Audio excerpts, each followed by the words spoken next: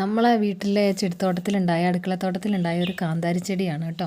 അപ്പോൾ നമ്മൾ മുൻപൊരു വീഡിയോ ചെയ്തിട്ടുണ്ടായിരുന്നു, ഒരു ഷോർട്സ് ചെയ്തിട്ടുണ്ടായിരുന്നു. നമ്മൾ കിച്ചൺ വേസ്റ്റ് ഉപയോഗിച്ചിട്ട് ഒരു കമ്പോസ്റ്റ് ചെയ്യുന്നത്, അത് ചെടികൾക്കും അതുപോലെ തന്നെ പച്ചക്കറികൾക്കൊക്കെ വളരെ നല്ലതാണ്. അത് എത്രത്തോളം എഫക്റ്റീവ് ആണെന്നുള്ളൊരു തെളിവാണ് കേട്ടോ എൻ്റെ ഈ കാന്താരി ചെടി.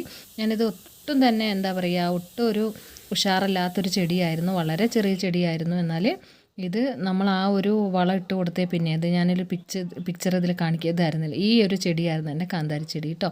എന്നിട്ട് അതിലാണ് ഈ ധാരാളം പൂക്കളും കായ്കളൊക്കെ ആയി മാറിയിട്ടുള്ളത്. അപ്പോൾ നിങ്ങളുടെ വീട്ടിലുള്ള കമ്പോസ്റ്റ് അതുമാതിരി നിങ്ങളുടെ ഉള്ളീൻ്റെയും അതുപോലെ തന്നെ നമ്മൾ എടുക്കുന്ന എല്ലാ വെജിറ്റബിൾസിൻ്റെ പീൽ ചെയ്ത തോലുകളൊക്കെ ഒന്ന് എടുത്ത് വെക്കുക. എന്നിട്ട് അത് ഞാൻ ചെയ്ത പോലെ, ഞാൻ ആ ചെയ്തതിൻ്റെ ഷോർട്സ് എൻ്റെ വീഡിയോയ്ക്കകത്ത് തന്നെ ഉണ്ട്.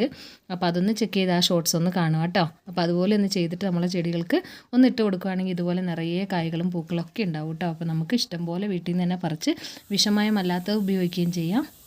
അപ്പോൾ എല്ലാവരും ഒന്ന് ട്രൈ ചെയ്ത് നോക്കുക കേട്ടോ.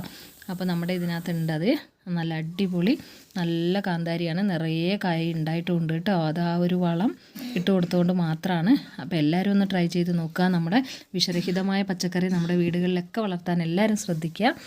അപ്പോൾ എല്ലാവരോടും ഒരുപാട് സ്നേഹം. Thank you for watching.